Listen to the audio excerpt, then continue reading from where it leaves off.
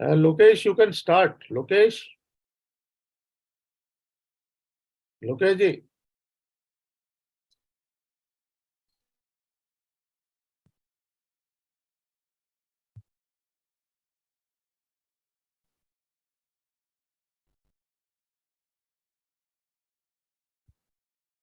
I think Sukhdev is there. Sukhdev should start.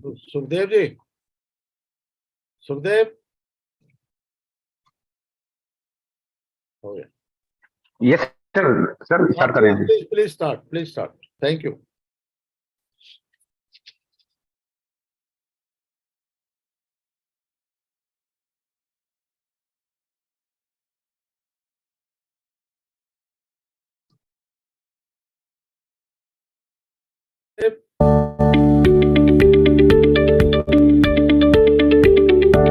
Yes, sir. Start करें. Please start. Please start. Thank you.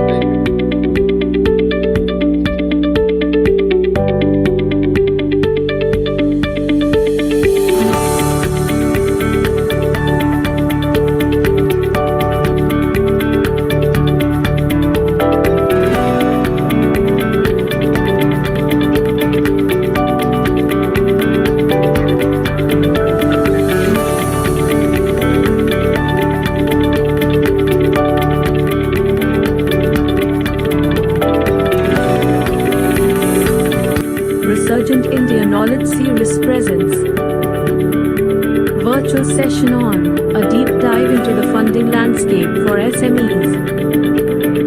Mr. K.K. Gupta, Director, Resurgent India Limited.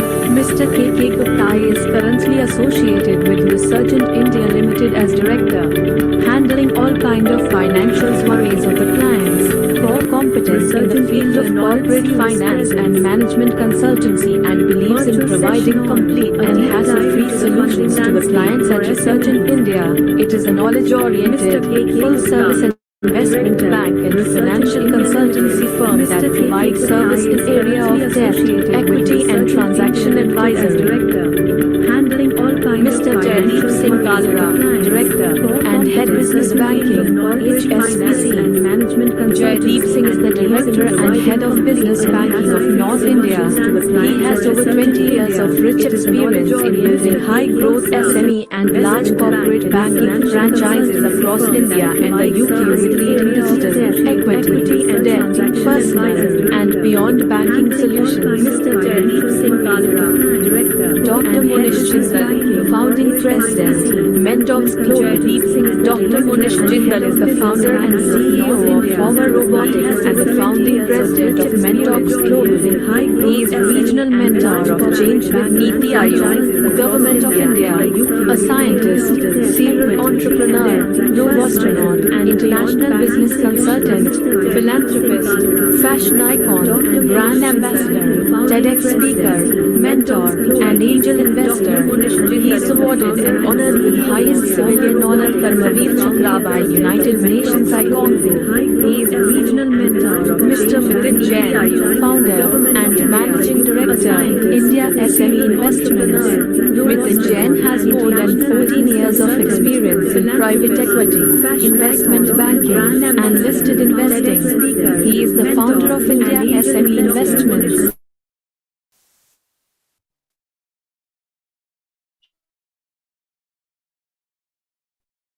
US dollars. He led investments close to $100 million across various sectors including BFSI, FMCG, retail, agrochemicals, healthcare, power ancillary, IT and education. Mr. Manish Arora, CEO, Karat Solutions LLP. Manish comes with almost 26 years of diverse experience in the marketing and financing in the space of manufacturing and financial services sector respectively. He has built successful SME businesses/franchises from the ground up across multiple institutions through wearing multiple hats: marketing/distribution, business head, product head, project lead for digital lending.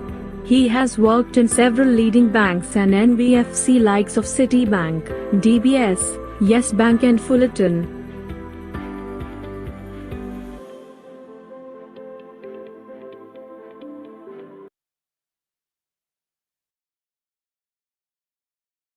Good evening, friends. I'm your host, KK Gupta. I am a director in Research in India Limited. Welcome, Mr. Mittal. Hello. Welcome, Mr. Jindal. Sir, Uh, namaste. Gupta sir, namaste. Thank you so much. Thank you. Welcome, sir. Welcome. So I am KK Gupta here, your host for this webinar. This is an important topic we are going to discuss. A deep into the funding landscape of SME sectors. I think we are covering 4 aspects during our discussions. We are eminent speaker with us. So major aspect of the SME sector, which everybody is aware that it is playing very important role in development of the economy. And also to build up the GDP, besides providing employment opportunity to the masses. And it is also envisaged by the government by 2025 that it should be 50% of the GDP should come from the SME sector. So it is very important aspect. As a Research in India banner, so we have done about 180 programs on a different subject. Mostly we are doing the webinar every month. We are also one association for financial advisor of India, where I am also a director of that association. Under the banner of the association, we have also done about 35 programs, mostly in every week's times, under a different subject. On the demand of our participant in the last sessions. So we specially designed this program in a well manner. What are the difficulty in envisaged by the SME sector and how working capitals can be managed efficiently. Threshold and criteria for the reaching the fund under the venture capital and also the private equity. Most important issue which we are going to talk by Dr. Jindal is black swan events.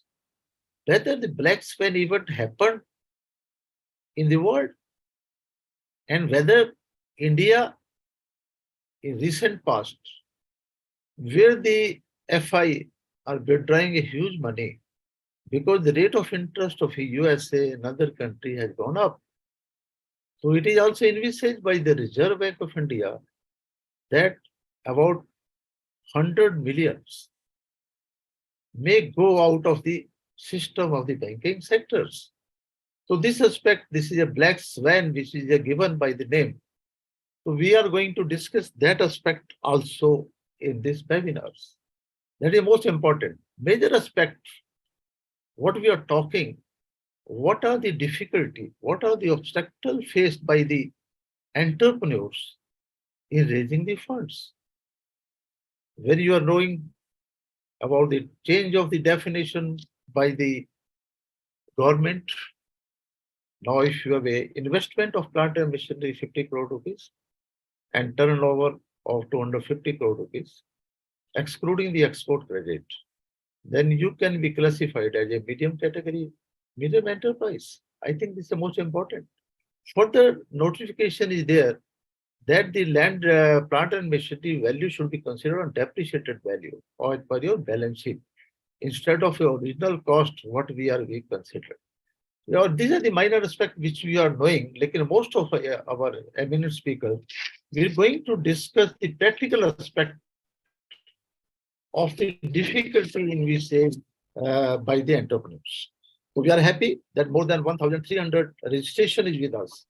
I think this is highest after COVID for this webinar. I'm also thankful to my participant who always asking me in a different times that when you are hosting the webinars. So for their appreciation, for their love, affection, for the Research in India and the Association for the Financial Advisor, we are really obliged to them. So we are eminent speaker like Shri Jaideep Singh Kalra, Dr. Munish Jindal, Mr. Nitin Jain, and Shri Manish Arora. So first of all, I'm coming to Jaideep Singh Kalra, sir. So this biodata profile we have already shown in the opening, so I will not repeat the profile at this stage. So Mr. Kalra, sir, what are the common difficulty or obstacles faced by the SME sector in managing the working capital effectively? And what are the practical steps can take to address these challenges? I think this is most, if we can satisfy the participants regarding these challenges, regarding the obstacles, and how it can be overcome, I think Mr. Kalra, I request you to let we should be practicals, because let the participants should get something from this webinar. Most of our important is the startup. Startup, they are not getting the funds. They are although there is no dearth of the fund for SME sector, even collateral-free loan can be also available up to 2 crore rupees. Government is providing so many schemes also. Still, they are not getting the funds. So I hand over to Mr. Kalra to give his thoughts. Mr. Kalra, sir, please. Sure, sir. And thank you so much to Resurgent India and Mr. Gupta for hosting this very important webinar and taking up the cause of SMEs. I think we call them the backbone of the country. And I think this is a very pertinent challenge, which you mentioned about financing. It's also a great opportunity because India is now very uniquely placed across the globe. I think at a very macro level, we are finding that there are 5 main drivers which are really changing the landscape today. You can call it as 5Ds, or a lot of people have defined it different ways. The first and the foremost is data. There is a lot of data which is available. It's now up to the SMEs and the financial institutions how they can use this data to their business advantage. There's a lot of data which is available internally. There's also a lot of data available externally. The credit bureau, which is there in India today, is one of the best in the globe. You have very large platforms today. The second D is digital. A lot of SMEs and financial institutions have still not completely imbibed the digital way of working, which is not only a great, a cost saver, but also improves the overall productivity of the people.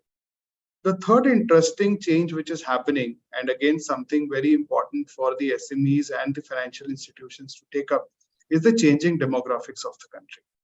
Not only are the entrepreneurs, the startups are much younger in their age, they are also a lot of women. There's also a lot of women, enterprise, and we need to exploit. The SMEs today need to empower these young entrepreneurs and women workers, entrepreneurs, to really, kind of move to the next level. The fourth D is demand. Never in India have we seen such a strong demand, not only domestic, but also global demand. Today, global supply chains are looking at India as a solution. Now, why do I mention about these macro trends? Because it is really how every SME and a financial institution are using these driving forces in a very diligent manner to improve both the customer experience as well as delivery of credit. For example, the main challenges, which if we did a small kind of survey, we feel that one is timeliness of credit delivery. Now that can to a large extent be solved by SME by being data ready. They need to have accounting systems, they need to have readiness of data which can be shared digitally with the banks. Second, I would say, is lack of collateral. So this is a very traditional sort of problem. And as I said, the demographic of the young SMEs is growing. This is becoming a bigger issue. Banks are setting up judgmental lending algorithms where the reliance on collateral is going down. Secondly, there is a revised lot of impetus today on receivable financing. So a lot of financing can be delivered against your receivables, which was not possible earlier, and that requires low collateral. I think the third typical problem which an SME faces on financing is a lack of a very strong customer and supplier pair and a quality focus. Now, this is really not just a problem for banks, but when you look at a quality of an SME, the quality of the earnings become important. And a lot of the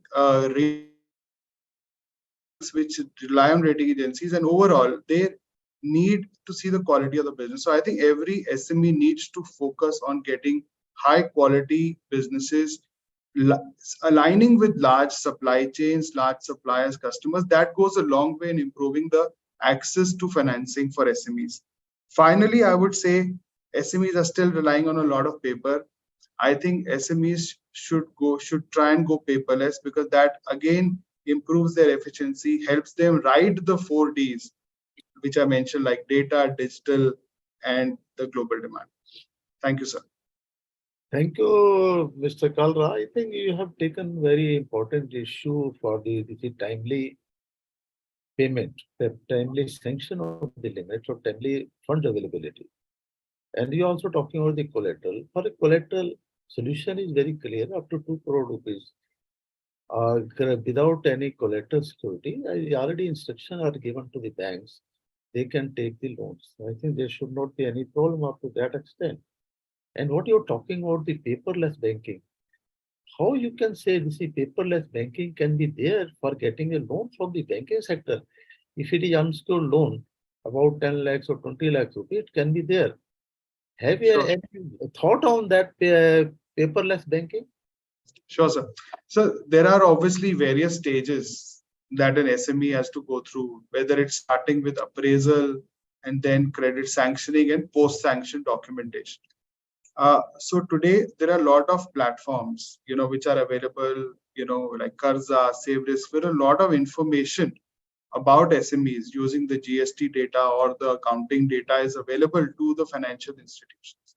And a lot of the documentation, the appraisal work can be done by connecting to these platforms as well as assessing this information. After, the credit decisioning is obviously also evolving. At varying degrees, it will, over the next 5 years, a lot of credit decisioning will move towards, assisted by artificial intelligence or assisted by various, systems which will help improve the productivity of the bank. Finally, and most importantly, which is already available, the SMEs can do documentation fully digitally. Earlier, we used to have hundreds of pages of documents being signed by SMEs. Today, banks like, for example, in HSBC, I can talk about, you can fully digitally onboard a customer, including doing credit documentation. That obviously saves a lot of time and efficiencies for the SME. So I would say every SME should aim to become paperless and draw a roadmap. See, it will not happen overnight. Banks will play a role. Then you have accounting service providers, you have various other solution providers, and every SME should aim to run in a very digital, paperless manner, and that banks obviously can play their role. Thank you, Mr. Kalra. What you're talking about the paperless, the digital, you're talking about the digital. If the bank can adopt a digital processing appraisal of the proposal, they can collect the GST data. So that only is saying the purchase of the sale, they are getting the information. What about the profitability? What about the turnover? What about other things are there? That should also be available. Because I know some system has already been developed. If you are taking the account statement from the party, so that account statement can also depict the sale figures and what are the purchases are there. So some instrument already created. So such instrument can be used by the bank. Still, the party has to give some financial data to the bank to process the proposal. Yeah, they are not taking about 10 lakhs rupees, 20 lakhs rupees. For that, the State Bank of India already come, where you can put some information under the digital platform and they can sanction up to 25 lakhs rupees or 30 lakhs rupees. Up to that extent, it is there. Second, you are talking about the documentation. If you do all the digital documentation or a manual documentation, how it make a difference? Because the same thing is there, he will have to sign the documentation. So let me clarify. It's a very pertinent. It's a very pertinent all question. the participants must know all such things, na, sir. They should not get a wrong impression with them. No, sir. I think let's be very granular, and I'm for the benefit of all the people, SMEs who are here. See, today banks have achieved a certain level where post-sanction documentation can be done digitally using Aadhaar authentication. There are platforms like Legality, etc., that saves a lot of time and effort of the bank and the client to sign these documents. Now, at the appraisal stage, MCA has record of the client's previous annual statements. It has a lot of record. It is assisted. The journey that was earlier 100% paper, it is now assisted by the availability of this information. There are platforms like Perfios and others which help the banks read the account statements as well. So a lot of the journey today is getting assisted by these tools, and that improves the overall productivity for the banks. There are obviously lending platforms who have gone even beyond, like, few of the NBFC, they've gone beyond and trying to complete the entire journey on a digital platform. So I think it's an evolution. We will, but the intention, I think, of an SME should be to digitize as much as possible to save cost. Very nice, Kalaji. I agree with you. Digitalization is the order of the day because you have to digitalize the positions, so it is beneficial for the SME sector. Who is working in a remote area, they can be also be helpful that. Again, one major point, in my opinion, instead of a balance sheet lending, so this should be a cash flow lending. I think this is the most important aspect these days coming. Instead of going for the balance sheet, telling us what are the inventory level, what are the receivable level, what are the creditor level, according to your working out some drawing power. I'm just talking of the working capital limits.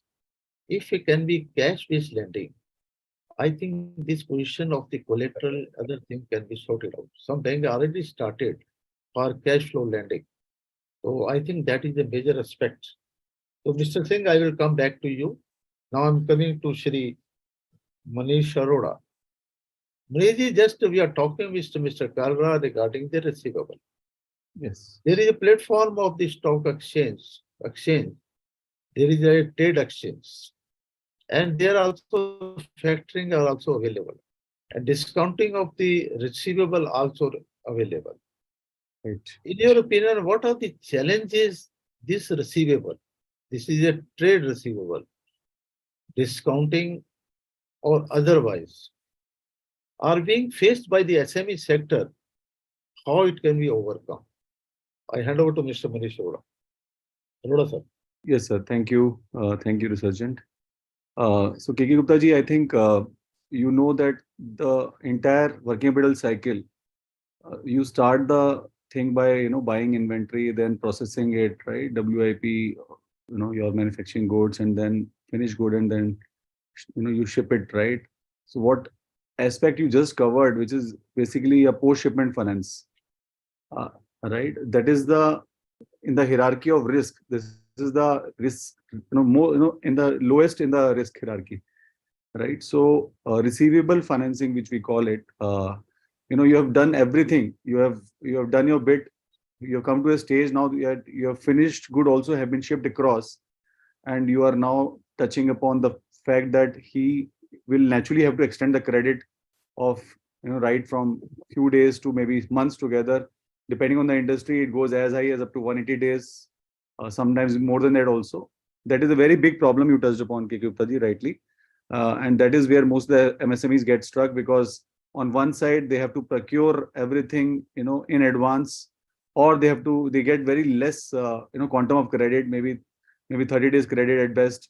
And on the other side, even after doing all the efforts of manufacturing goods or doing whatever services efforts, they have to wait for good 60 to 180 days to get the money from their buyers.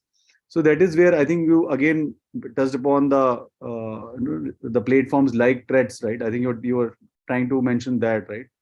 Trade receivable exchange discounting system, right? So that is the platform which has ensured that all the corporates which are having more than 500 crore revenues, right, they are registered, and they ensure that their MSMEs also get registered in that portal across all the three exchanges which we have, be it Invoice Smart, be it M1 Exchange, or be it RXIL. So all three of them are doing a phenomenal work. 80,000 crore invoices quantum has been financed through these three platforms in last year itself, right? So And as I understand, they are going to finance 1.5 lakh crore worth of invoices in this financial year. It's a substantial jump. People are moving away from working capital financing to this financing for sure, which is basically a big boost to our manufacturing sector, where you get funding with multiple banks. I know almost 50 plus banks are registered with all these three platforms. So you get pricing which is much less than your working capital cost of MSME's working capital cost is range from 8% to maybe 15%. But over here you get financing definitely up to 10% financing is available. So it's very cost effective also. So this particular problem, that part is solved, but the demand is much bigger. So I think there are various other trade platforms also which are doing this bit. Amazon is one of the big e-commerce platform we have. So what they do is, I want to share with this entire group of people that they provide a lot of inputs to finances in form of the rating of the seller, right? They give a complete clarity of the seller and Amazon relationship, how much quantum of sales has been done, how much is the rejection, how much is the frequency of order, what is the quality, any returns which are happening. So all those things are being made available for finances to look at. We call it alternative data, right? That is the alternative data which comes through these e-commerce platforms, based on the seller rating, based on all these data points, and additional layer of traditional checks, right? Like bureau checks. We Jaideep spoke about checks around GST and right bank statement. Those traditional checks, and it's complete cash flow based lending can be done, as you just mentioned. No need of balance sheet. Just you submit the data, how much quantum you're supplying to Amazon. Accordingly, you will get the limits, not only from one bank, one financier, multiple financiers will actually give you limits. You have to choose which is the best suited product to you, which financier is giving what pricing, what tenor, what exposure. So all the 3-4 elements which is required to judge whether which financier I should go for is being judged, and it's a funding is available readily. The challenge comes when you are not on the e-commerce platform, when you are not on the trades platform, you are dealing with corporate which is invisible to these trades platforms, invisible to these e-commerce platforms. I think then challenge surmounts, right? That is where the rubber hits the road, and that is where we as financiers have to play a vital role. Alternative data is not only talks about data which is available through these platforms. Alternative data is also available through multiple other points, including your account aggregator data, right? They provide data around mutual funds, insurance, right? Your how you are trending on other parameters like EPF data is made available, electricity consumption, how much you are doing, right? The payment data, your own mobile, how you're using your apps, even that data gets can be actually validated that this particular borrower is spending more time on social media or more time on the business, right? So a lot of alternative data is available. That is where I think the traditional lending overlay with this alternative data, overlay with the platform data which is available if required. And one more thing, last thing I want to cover before I'll hand it over to you, Gupta ji, is the supply chain finance traditional model, right? While we talk about all these trade platforms and all that, but ultimately, in our time, Gupta ji, when we used to be active, the dealer vendor finance normal, which we call it supply chain platform. If you're supplying as a vendor to manufacturer of Tata selling vehicles to dealer doing retail to consumer, entire leg was very linked, and we used to do that, right? The platform data is actually doing the same thing. It's just that the data is more pronounced, more scale, more richer, because of the digital footprints which we spoke about. Jerry spoke about the digital footprints you should have, the accounting data. So datas are now available in plenty, thanks to Okin, thanks to account aggregator, thanks to all these platforms. Now the challenge lies in how fast you can enrich, and you can build credit model, business decisioning model on that, and how quick you can give. So nowadays you can see ads 20-minute, 30-minute, 45-minute, 1 hour, 2 hour, right? Depending on the type of ticket size, the security which you're providing. based on that, you can get decisioning very fast. So I think it's a good problem to solve, as long as your credit footprints are there on the credit bureau, as long as your digital footprint is there in terms of prepayment data, the other thing which you have to do perhaps is the people who are struggling, as you mentioned, startups, right, who doesn't have maybe history of credit, maybe doesn't have history of borrowing in the past.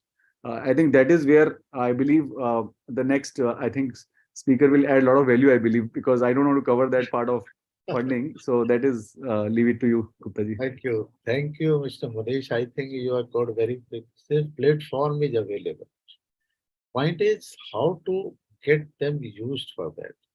Because this trade platform, which is the important aspect, is without recourse. So once you have discounted the bill, that means you are free. There is no liability from your side. I think this is the most beauty of this trade platform, what we are talking about. We are talking about the factoring. We are talking about discounting. What bank is Yes. also discounting. It differ from the bank discounting. Bank is also giving a book tax advance against the receivable also. Lekin when we are going for a trade platform, then without recourse, once you have discounted and rate are also very, very reasonable. I think this is most important aspect on the discounting. So Yes. challenges are there because you have no system for that. SME sectors are not aware of the things. When we are talking about the association chambers, we are talking CIA. So this is also issue how to educate our SME sector to avail this facility for that. I think, thank you, Mr. Munish. Another aspect of what you are talking with Ms. Munish is technology. And we are first talking with Mr. Kalra about the technology aspect. All traditional data, this is available on the system. When you are talking about GST, if it is existing borrower, GST returns can be assessed by the bankers, state. And if it is a limited company or a private limited company, MCA data is available where you can have a search of the how many charge are registered or something like that. That is available. That. And what is your view for the technology aspect? Now we are talking about the intelligence. So we are coming out so many other views are there. So have any view on technology, Mr. Arora sir? When you say technology, you mean to say technology to identify the ability of the borrower to repay, or Natural. When you are talking about the technology, it is a credit appraisal system you can yes, say. okay, Because that is the most important aspect. They can collect the information. If they are having what I talked to you, if you are having the account statement of the party, so you can drive a balance sheet for that. Now the system has developed from account statement, debit or credit, you can drive balance sheets. And such yes, system also developed. Even my company score me. I have yes, another fintech company with me. And we are also selling that model to the banker. And there are some banks are also operating on that system where you can collect GST, where you can pay MCA. So you can have a know your bank also, know your customer also. All your know your customer information is also available on the system. of So course. that's I'm talking, Mr. Mahesh. No, you're perfect, Gupta ji. That is where I think ingredients of all that is basically the golden source of data which is available, including GST and including PAN, Aadhaar, right? Our trinity of data, which we say everything is available. So people are doing triangulation of all that data points, like the fintech you mentioned is doing that exactly. From your GST, naturally you know how much purchases you have done, how much sales you have done, so you can know what is the gross profit, right? So it's not difficult. But by the sales, you know what is the revenues he has done, right? So by bureau, you know how much debt he is having on the, if you combine commercial bureau, consumer bureau, you can know actually overall debt he is having on the because there is no differentiation between individual balance sheet, personal balance sheet, and the business balance sheet once you are just a sole prop or partnership firm, right? So by knowing the bureau, you know the debt, how much is the EMI outflow he's having, on a monthly basis, on an annual basis. and you know the profits already, right? So you, based on the model, statistic model, you can build, that how much debt he is already having, what is the headroom available, for repayment of EMI, what is the headroom available for, taking more debt. So based on that, you can decide that if he's already having so much of debt taken, from naturally bureau, all the trade lines, what kind of loans he has taken on personal side, business side. So what is the headroom available, right? You know that he is having some 100 rupees profit. He is already, having 50 rupees, already outflow happening in. So would you like to give him more loan because 50 rupees already going? So all that is technology only, right?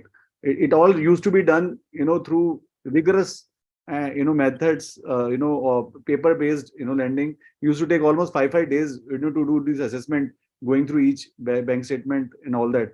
Now, on a click of the button, on single, paper, you will get everything about the credentials, about the entity, about the individual, about the debt, about the income, everything. So you're right, the balance sheet get reconstructed, and because and then this balance sheet is recent. The good thing is that if you're doing like today, we are sitting on in the month of May. Your many SMEs, they don't have balance sheet available till now, even provisional balance sheet also. You're right. Audited balance sheet will come, in the month of October, November only, right? So will the financiers will do justice to the loan assessment if they do assessment of the MSME based on FY22 balance sheet? Because that is the only audited balance sheet available as we talk. You're right. So technology definitely has helped in doing check the recent data, and even forecasting also is available now, right? How much business you are able to do in future, that is can be also forecasted based on the trends available of how you scaled up the business over last, few years, and seasonality also is known to you. So in fact, you can do short-term lending also. You can do seasonal lending also, because the entire, troughs and crest of, the peak and the, lower demand which that SME had. So lending has become very dynamic that way. It is not no more, static lending. Balance sheet, based, you do lending, one quantum given. Now please come after 1 year. So that is not a story anymore. You can get ad hoc TOD, and you can get enhancement without waiting for the balance sheet or, too many documents to come in, because everything is available on the click of the button, sir. Thank you, Manish. Thank you, Manish. I think you have got very nicely. Because the lending traditional system already undergo change. Now the scientific system is available. If you are projecting your turnover only, sale figures are available. And you can project all profitability, you can project your all the scientific criteria, current asset, current liability, everything you can project by putting one figures in the system. I think that is the, you can say, beauty of these things are there. When we joined the banking sector, at the time it was traditional banking. And how I know the remember, one appraisal officer was there when I entered the bank. They are telling the figure badhana hai, so you do it. For raw material taking 1 month, you take it 3 months. Stock in purchase, you're taking 7 days, taking 15 days. Receivable 1 month, you take 2 months. The limit has increased. What is problem in this? You are telling me like that when I have entered the banking sector. So now I'm coming to, thank you, Mr. Manish. So I'm coming to Mitan Jain, who is the founder and managing director, India SME Investment. Hi, everyone. Mr. Jain, important aspect is alternative funding. Now, till date, we are talking about the banking funding. In the case of receivable, we are talking about the working capital or something like that. Besides alternative funding, there are two aspects which is very important. One is venture capital. Another is private equity. Being an investment, you are MD of this SME investments. What is your view for the private equity and also venture capital? I think these are the two alternative sources which SME can avail, because you now participant is more than 1,300. They will listen to you. This is the most important aspect. Banking, cash credit limits, term loan facility, working capital, and debtor finance. Everybody knows. Lekin this venture capital and private equity is the most important aspect. Mr. Jain, I hand over to Mr. Jain. Please. Sure. No, thank you so much, Gupta ji, for providing me this opportunity. And Kalra ji and Arora ji has significantly covered uh, a significant part of technology and data and how they are changing the overall financial world, especially the fintechs which have come into picture in terms of reducing the time which is required, and at the same point in time, scaling up multiple lending operations from the perspective of institutions which can help multiple SMEs. Unfortunately, in case of investments or the private equity and venture capital, I think significant amount of data is available. But for us, for an equity investor, as compared to a debt provider, it is, and as all of you all understand, it is more of a marriage, because once we come in, there is not possible way to redeem ourselves or redeem the fund what we have already put in, right? We have to wait until some third party can give us an exit or some kind of an event can give us an exit. And therefore, apart from multiple level of data which are available, which obviously an investor like us utilizes to evaluate a business, one of the few of the key things, and I have a small slide if you can allow me to present. Please go ahead. Go ahead, please.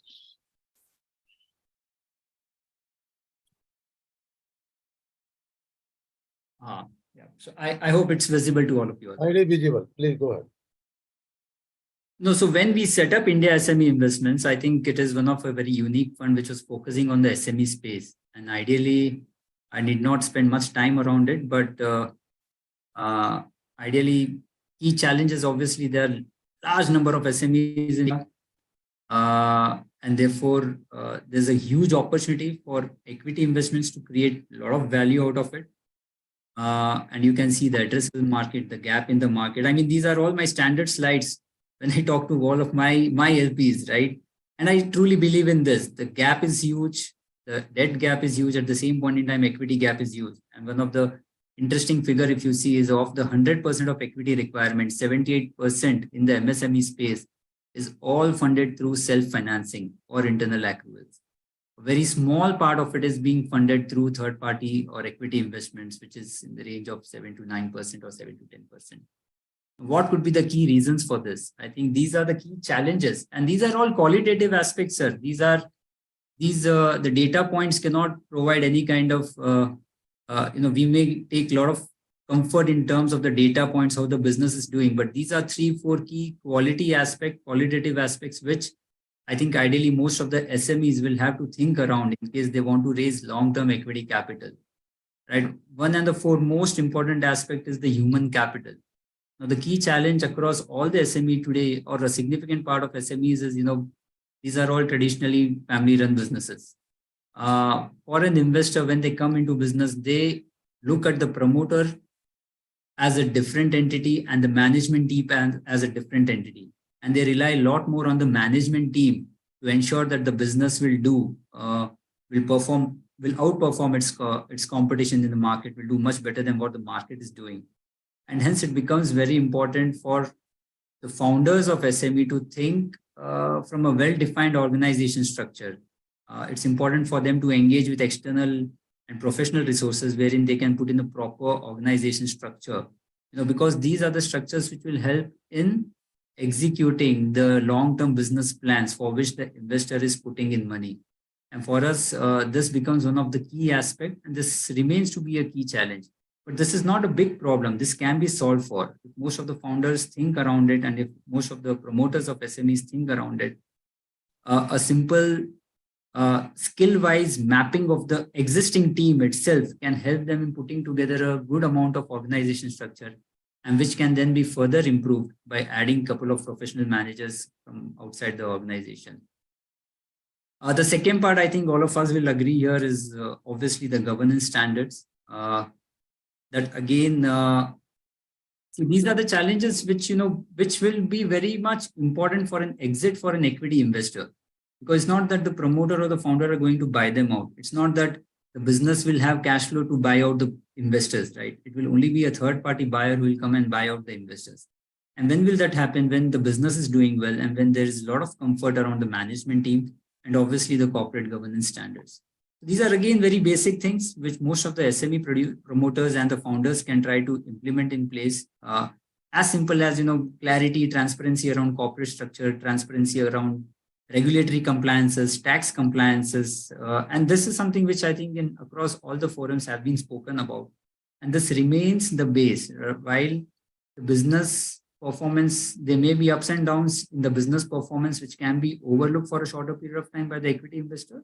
But I think the governance standard is something which ideally can be worked upon. This is the low-hanging fruit, because if first two things are taken care of, I think third and fourth thing will automatically follow. The third pillar, which I say, is technology. In today's time, a significant amount of efficiency can be improved across all the SMEs by adopting technology, and these technologies are not very expensive. There are a lot of APIs available in the market. A lot of service providers are available in the market, wherein only these technology are available on a SaaS model or a pay-per-use model, right? This effectively helps in better scaling up of the business, which will give them a better growth as compared to their competitor, and hence this will become much more attractive business as compared to any other business, right? And again, as I said, these are easily available things in market. What is required to be done is a core team to be formed to think around the key challenges the businesses are facing and what kind of technology can help them. For example, any business with a significant amount of inventory, maybe a retail business which has a lot of inventory, a simple technology tool which can help them in assessing what kind of inventory is selling quickly and what type of inventory is selling slowly, will help them in better procurement, which will further help them in reducing the usage of working capital or working capital stuck in their inventory, which will automatically improve their scale, right? And this again is available at much lower cost. What I strongly believe is with these three things in place, I think access to equity at least can be easier. There are a lot of consultants in the market and a lot of thought process around it can be held upon, expertise can be provided. The moment an investor like us sees that the human capital related challenges and the governance related challenges are taken care, we as an investor would ideally like to back such businesses which have the ability to grow faster and can generate better returns. One advice to most of the founders will be that at this stage, when they are looking at their first level of fundraising from an equity investor, valuation should always be kept as second or the third part of it. The most important thing should be kept in mind is how together with this partner or with this investor, value can be created at the business level. And therefore, more than an investor, they should think about the investor as a partner who can do what kind of value add at their business. These are few qualitative aspects. And this is just a small slide. I'll not take much time around it. But, we at India SME Investments, because whatever I have said, it seems that these are the standard things, but how difficult or easy is it to implement? And what we have done is we have divided businesses into three key portions: the SME businesses, business which are less than 5-7 crores of revenue, businesses between 5 crores to say 50-60 crores of revenue, and businesses over 60 crores of revenue. Now, all of these businesses require a different type of approach from various, I would say, consultants or probably, partners like us to help these businesses to take them to the next level. Because, businesses which are less than 5 or 6 crores of revenue, the mortality rate of these businesses is very high. And therefore, the equity interest in these businesses will be very, very low. The addressable market is quite huge. Maybe 60-70% of the MSME market would be this market. But then how can a founder of MSME business or such small business can ensure that they can go to the next level wherein they can attract the equity investor? I think few simple things: bootstraps the operation to begin with, try to improve the economics, try to be profitable, and try to use as much as technology that can help them scale to that next level. Because once the initial level of proof of concept is taken place for investors like us, I think what we try to see is this proof of concept is taken care of. Now, can this be replicated to next level? Capital is secondary. Capital will come in. But all the other three aspects of business are in place and the proof of concept is taken care of. Then we as an investor are quite comfortable to work along with the founders and fund them. We will definitely have our list of compliances to be taken care of, a list of action plan to be taken care of. And the human capital is one of the aspects which will take care of execution of these action plan. And that's where we have bucketed the second set of businesses. The third set of businesses are slightly matured business within the SME space. I think just the first two, as that is human capital and governance piece, if they are taken care of along with a bit of a technological adoption and their approach to investors, I think the problem related to equity investment can be sorted out, can be taken care of. Yeah, sorry. So these were few thoughts, and we approach multiple businesses, multiple SMEs with these thought process, and I think lately what I have seen is a lot of founders across the SME space are realizing this. The challenge is there has to be a lot more investors like us to realize that SMEs can provide significant returns or attractive opportunities. I think that's changing in India now. Very important, Mr. Jain, what you have told. To macro to the medium, divided into three parts. As per the turnover, you are analyzing the position. Different having a SME sector have a different type of problem. You're talking about the technology. You're talking about the compliances, the action plan. What I feel it, your action plan is more important. What you envisage, what is your growth pattern you are thinking in that aspect. So major aspect is the venture capital. What you're talking about the equity, private equity, how you want to invest in the business. And you are a partner to the SME sectors. When we are a venture capital, because SME sector, you also mentioned, their success rate is very, very limited. So they are coming into venture capital. Venture capital, they are the funds where they are investing it, looking into the appetite, or you can say their risk factor are there. You can say something about the venture capital. For venture capital, I think in India, the overall equity investment space is, the private equity investment space is clearly defined into three pieces again, right? I would say early growth capital is more of SME investments or SME funding. The large growth capital is the private equity wherein they only back the large businesses. Now, venture capital and seed stage capital investment, unfortunately, in India has been more focused on businesses which are highly tech oriented. A significant part of capital is finding its way into businesses which are tech oriented and not the traditional form of businesses. This is because they believe it to be a very high risk capital, and therefore they are happy to risk that out. But what they are envisaging in return is that the growth has to be significantly higher. So the thought process and the approach there is very different as compared to what kind of capital an SME would ideally require.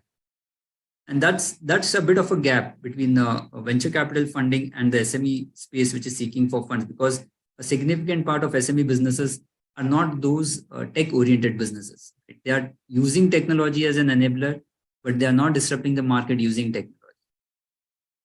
So I think that the venture capital driving into the SME business will remain limited for some time. So you feel that the venture capital is the better option or the private equity is the better option? Because in the both sides, you can say return expectation is quite high. And what is your suggestion to the participants, whether they go for the venture capital? As I said, I would suggest definitely that for the businesses, I think if they can think from a perspective that they are bringing in a partner and not an investor, Yes, that is the first thing they should have that tick in their mind. If that very intelligent. Okay, I think you have replied the very thing. If they consider them as a partner, not as a risk factor, you are putting the money. I think you have replied that things. Thank you, Mr. Jain. I will come back to you. I'm coming Thank you, sir. to Dr. Manish Jindal, who is a founder, president, Mentor Global. Sir, this is the most important aspect. Why I kept you at the last? Because this is a new concept which is coming. What we are talking about, the black swan. We know the white swan. I never seen the black swan also. when the subject was coming, so that I started to read it, everything. What is the black swan? And how India is affected with the black swan? Because this is a risk factor which nobody knows. Even when I am studying something for the black swan, so I was feeling that the COVID was the black swan. Lekin, I think who is the writer of this black swan, they are thinking, no, COVID, people can predict it. Black swan, you cannot predict it. So when I've seen the RBI one report, they are also telling the black swan may come, where 100 millions rupees may go out from the India because the federal other country rate of interest has increased. That means more than 7.80 lakhs crore can go out of the economy. So that is a black span. So I am just talking to you what is the black span. So people should understand. I think when I am not knowing, so people, our participant must not be knowing. Or you are expert for that field. Tell us very clearly what is the black span and how it can affect in our economy. Because we are dreaming for the 5 trillion economy. 3.5 trillion we already achieved, I feel like that. So how we can go up to 5 trillion, this when black swan will also be there in India. So please explain this. Thank you, Mr. Dr. Jindal. Please. No voice. Voice आप जरा unmute कीजिए sir, unmute कर. Unmute. Thank you so much. Thank you. Yes. Thank you, KK Gupta ji, and congratulations to Resurgent India for making this possible. And it's indeed a privilege for me to share this dais today with Jaideep ji, Manish ji, and Mitin ji. Thank you. And when we're talking about black swan, as you have already said, sir, that swans are considered to be white. So, right. So when we're talking about black swans, that is something like impossible to occur. There are things where we say we know, then there are things we don't know, then there are things like unknown knowns or known unknowns. Black swans are unknown unknowns. They are like, they will never ever happen. So when you said, when you were discussing it with the audience, you said that COVID, it could be predicted. You know what had happened when COVID happened? After that, the theories came that, oh, it happened 100 years ago, it happened 200 years ago, it happened 300 years ago. So it was a cycle, it was supposed to happen. So this is the characteristics of black swans, that they are the outliers, that they will never ever happen. They lie at such an end of the spectrum, they are impossible to happen. And the second characteristic is that their consequences are going to be so dire. They're going to be extreme consequences. And third is that when that happens, then the predictions start happening, that it could be predicted. Then the calculations are being thrown in. Then the forecasts are being thrown in that it could happen.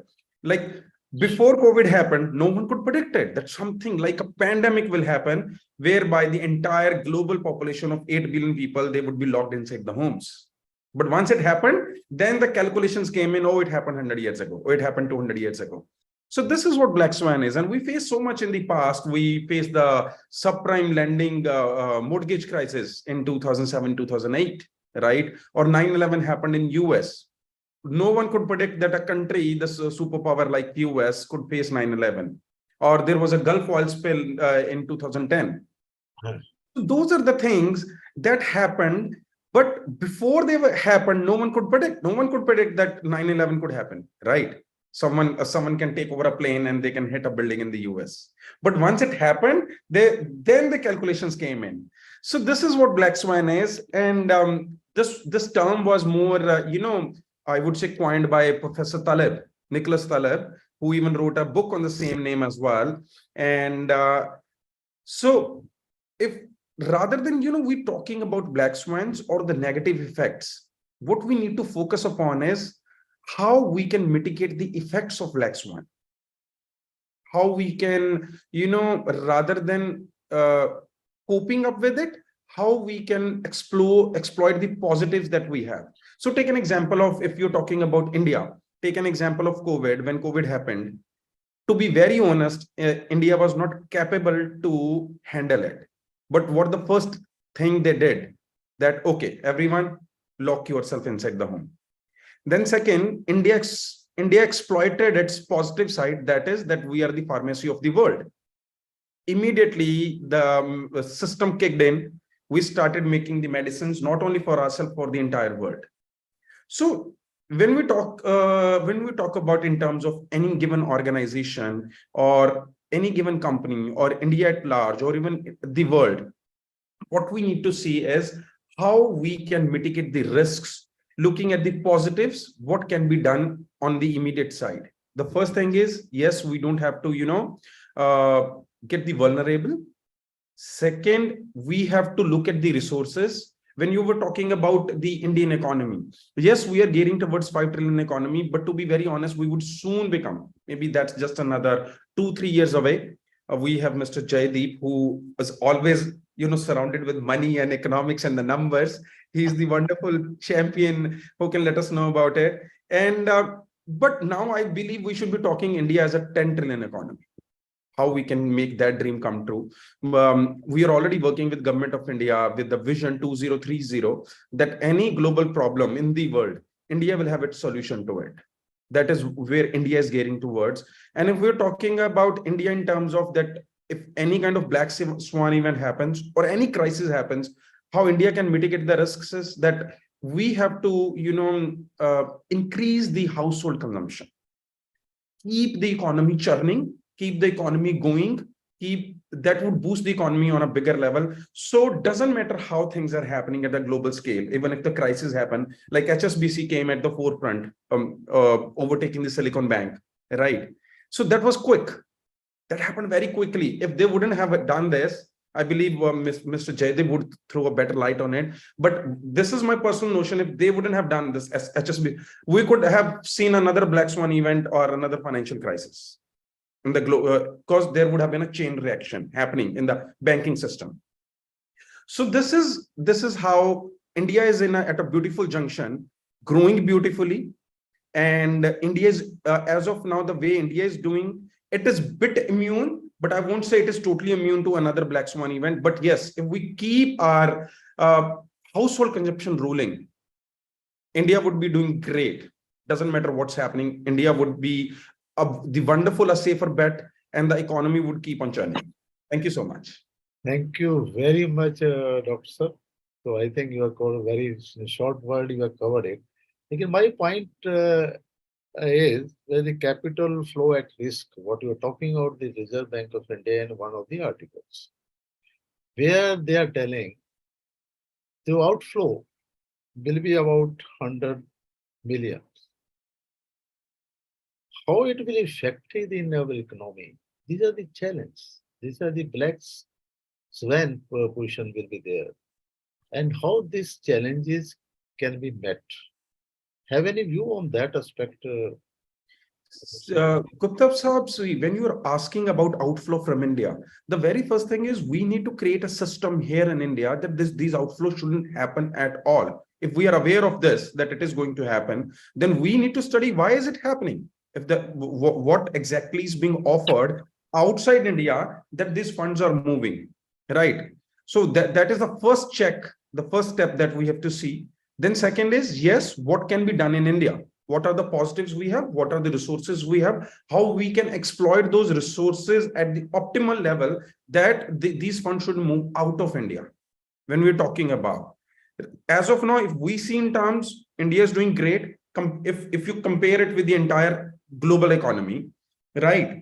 And as of now, the entire global companies, if you talk about even top Fortune 500 companies, they are looking at India. Like Apple came to India, setting up a manufacturing plant. Even today, just I was reading about Tesla. Tesla is planning to build a manufacturing unit with their, small compact car in India. So when the entire global economy is looking towards India, the entire larger conglomerates or MNCs are looking to India, then why is this happening? That is what we need to explore. That is the first thing. Honestly, whatever I'm working at, you can take, I was in Australia, I've studied there. I was there from 2003 to 2008. They offered me the residency. They offered me a 56 million package. I rejected everything and came to India because I saw India as a land of opportunities. And I believe that tree grows where its roots are. My roots are here. So if we will rightly explore what India offers, trust me, these funds won't move out. The main reason why not that, if you seen that article, it is very mentioned because the Mhm. federal USA other country has increased the rate because the inflation, other thing to control that inflation, so demand can be created. So Mhm. they are increasing the rate of interest. So when rate of is increasing, that's Mhm. why the fund invested by the foreign people in India, non-resident, they are getting it out. That is the major If we're reason talking for. in that term, sir, if, we have the right channel, the banker, the largest conglomerate banker in the world is sitting among us. And but I would just take it for 30 seconds, then I would love to pass it on to Mr. Jaydeep. As of now, when we're talking about rate of interest, as per my understanding, India offers the highest rate of interest on its deposits as of now. Second, if you talk about Indian mutual funds or stock exchange, that is giving the highest possible returns as of now. Even if we study the history since 2007, 2008, the crisis we have seen. And I would really request Mr. Jaydeep to come on board on this and please enlighten us. Jagdish, sir, Great, please, great, please. Manish. Yes. Yeah. No, I will quickly add that, see, from an SME standpoint, it's all about risk management. You cannot predict a black swan event. That's the definition, right? But you also know that when COVID happened, people who had better immunity, businesses which had some capital buffer, they had a more, kind of established digital platform, etc., they were able to do well. So I would say risk management becomes even more important. And a SME should look at risk management at all levels. If you're a small SME, how much have you invested in yourself as a promoter so that you can tomorrow even find employment if your businesses are not doing well? How much have you invested if you're a small, just started off in the ecosystem? Do you know a lot of capital providers? Do you know angel investors? Do you know people who are on the venture capital fund who can help you, to build a scalable business? Have you invested in getting the right set of customers who are large and can support you during a downturn? Have you built in systems which need less people and more focus on straight through processing? So it's all about risk management. And I think you mentioned about the bank. Yes, as a bank, we have a 160-year-old history in the country. We've never had to, obviously, during these downfalls, we've been like, a lot of people park their funds capital with us because we have a risk management kind of philosophy. And that helps you grow. That helps you grow consistently. So for every SME, I think please have a risk management mindset while you have a growth mindset. A growth cannot come without risk management. Very important, very important. I'm thankful to all the my eminent because what are the agenda item, program agenda, I tried to cover it within a short period of that. I think this was a good practical experience for all of us. Lastly, what I'm asking, any within one or two words, you can give your suggestion to the participants. Who are the promoter, who are running the SMA, who are the member of our associations of the Financial Advisor of India. Any advice, because you are expertise in your fields. So I am starting with Shri Kalra sir. Have within a few words, any advice to our participant, Mr. Kalra? I think clearly there is a lot of help available for SMEs, whatever size and scale you are. So do approach your neighbor bank or any bank, and there will be a solution. Just be data ready, have a growth and a digital mindset. Because the bank may have the solution, but you may not have even readiness, preparedness, data, or otherwise to get the best. And also engage with the ecosystem. If you are not making enough revenues, if you are very small, your startup, please engage with the ecosystem. There are a lot of funds, there are a lot of people who are looking to help the startup ecosystem. Thank you. And Mr. Jindal, anything from Mr. Jindal? Yes, I would love to say my 2 cents that please, whatever you're doing, do it with your heart and soul. Don't get disheartened, even if you think you're going through the hard times, or even if you've faced failures. Please keep going on. Whatever you started, you never started to put it on box or to just shut it down. Keep going in your life. Keep giving your best. And as Kalra sir rightly mentioned, there are a lot many people who are out there to help, who are out there to handhold. Even if behind me you can see there's this MentorX, that is the ecosystem we have created to handhold people, to upskill them, to empower them, to take them to new level. If you have any idea, you need idea validation, you need bootstrapping, you need incubation, you need acceleration, you need funding, you need mentors. We are active in 65 countries across the world, and we don't charge even a single penny for our services. They are all pro bono. So we are always available. If you think we could be of any help, please feel free to reach us. Thank you so much. Thank you. Mr. Jain, anything from your side? Sure, sir. No, I think Kalra ji and Jindal sir has covered it quite well. My limited two bits will be that, and especially being an equity investor, I can say this, that when the larger part of the audience or the founders are looking to create a value or create equity value in the long run, it has to be taken with a thought process that it requires a lot of time, a lot of effort, and also a lot of small type of investments in the near future. And my suggestion would be that not to shy away from those investments. These investments can be as simple as investing in compliances, investing in team, investing in putting the right structure together. I think these are all there for the long-term prospect of the business. So you should always think about those lines and never shy away from these kind of investments. Equity value will be created over a period of time. Focus has to be that how the best and efficient way these businesses can be grown. Thank you. Manish ji? Yes, again, only 2 cents because so much has been already said. The value system is very important for, for I think SMEs or anyone, any businessman. If you stay close to that value system, right, from representation of a company or an individual, stay honest, stay perseverant, stay close to karma. Don't get into too much of hyper growth mindset. Don't get into too much of anything which is done without limit. As we know, when we drive a car, we have to have a control on it. We have to keep focus on the rear view mirror also, front shield also. So please be take lessons from your past, whatever COVID event has already happened, and so many past events have already happened to learn from. But stay optimistic, but stay kind of balance in terms of your approach and close to your value culture and system. That is very important. Thank you, Mr. Manish also. So there are some questions. I think the one question is there. Will this session helpful for the non-profit organization looking for funding? Anyone can reply this? A non-profit organization looking for funding. Whether this session can help?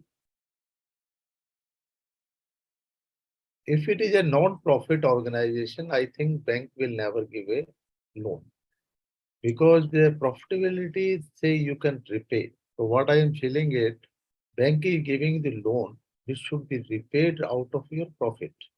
So you cannot pay without having any profit from the organization.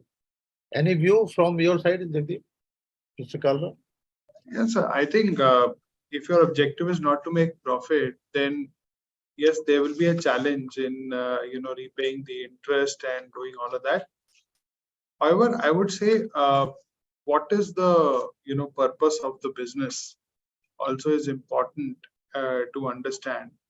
And plus there are a lot of government regulatory guidelines today regarding FCRA, foreign contribution regulation, and typically these non-profit businesses raise a lot of donations, etc. Of financing, it's also regulatorily what is allowed and what is not allowed. So I think it will be good for them to speak to their bank and understand from an RBI standpoint, if you're taking donations, then what all services and what all financing facilities you can take.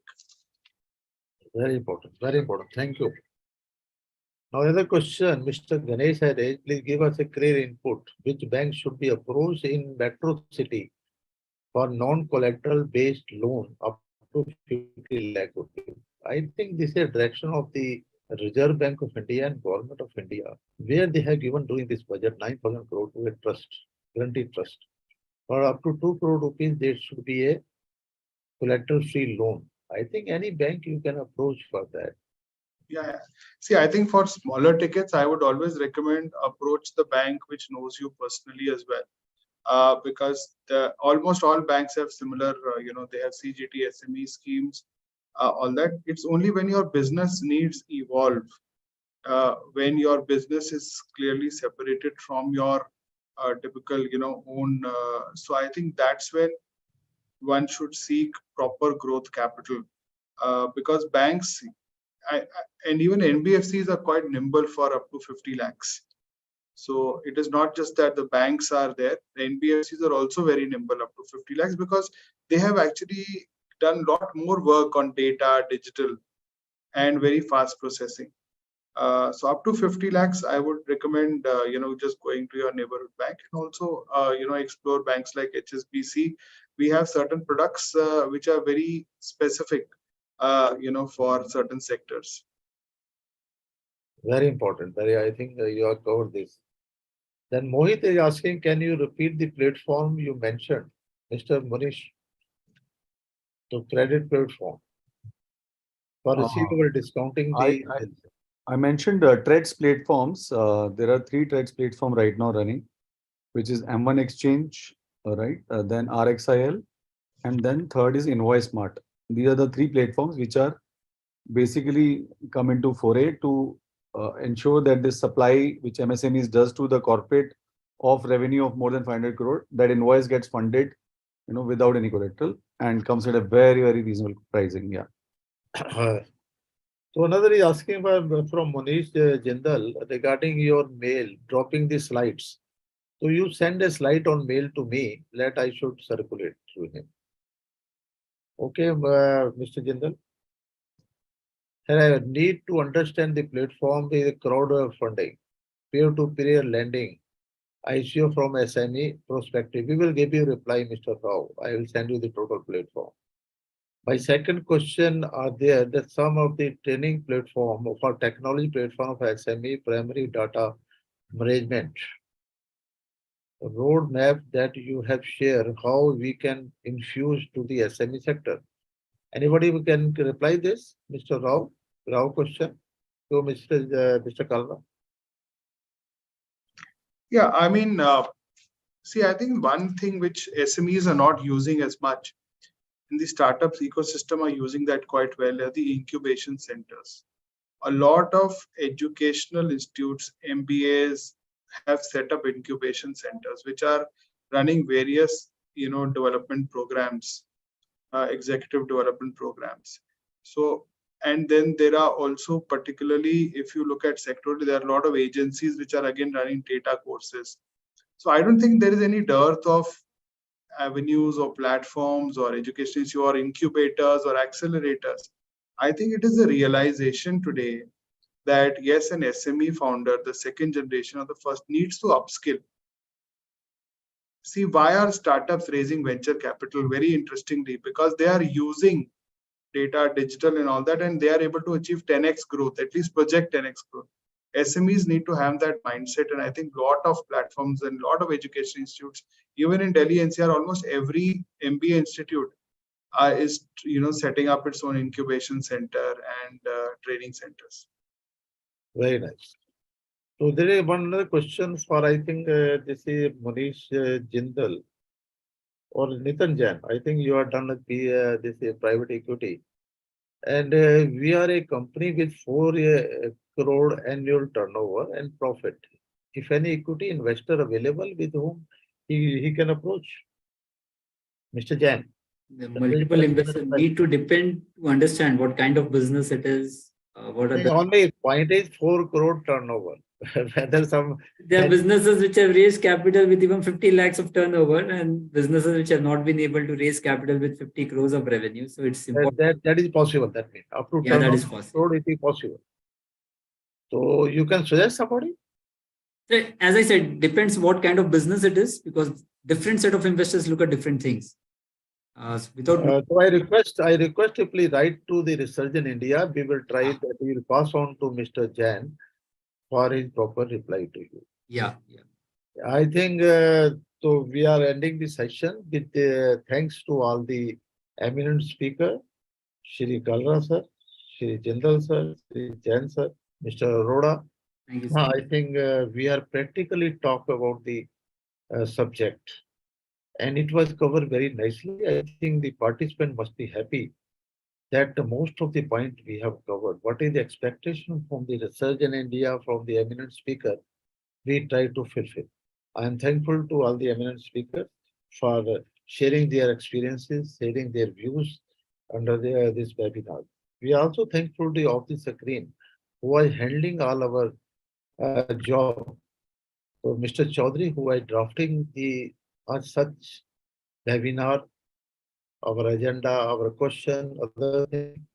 We are thankful to him. We are thankful to Mr. Joginder. We are thankful to Mr. Sukhdev, Rohan, and Lokesh. Although they are not visible in the screen, lekin without them, it is very difficult for me to handle such event important webinars. So I already mentioned we have completed 180 webinar under the series of the research in India during last 2 years. Besides, we are also conducting for SHM, CIA, PhD chamber, and only 2 days before I was in Bhubaneswar for the Odisha Chamber of Commerce, where they have held this webinar, and it was very successful under the SME sector. So any suggestions from our participants to hold webinar, even infrastructure, even risk management, anything on the subject. So we are ready to help. For research in India, just I want to tell we are a merchant banker, we are investment banker. We are also conducting technical viability study. I am also providing we are training to the bankers, to the PSUs, and other thing. We are also in solvency also. If any requirement is there to prepare the DPR or to conduct the technical economical viability study, we are there. We are in valuation also, whether you're talking about the block assets valuation or enterprise valuation being a merchant banker, we are also there to help you. So at the end, I'm thankful again to my eminent speakers for that, sparing their valuable time. Although in all webinar, I'm sorry that's touching the times. So I'm sorry for that because people are interested to know the subject. So I tried that people should get something. When they are coming to attend the webinar of Research in India, they must feel that they got something new. That was our objective. I'm thankful again to this. Thank you very much. I close the session with the thanks. Thank you, Gupta ji. Thank you, sir. sir. Thank you so Bye. much, Gupta ji. Thank you to all the attendees and the participants. Yeah, pleasure to connect with all of you. Thanks. Same here, Thank thank you. It was learningful for us also. Bye. Thank you. Thank you very much. Take care. Thank you. Thank you, Jansen.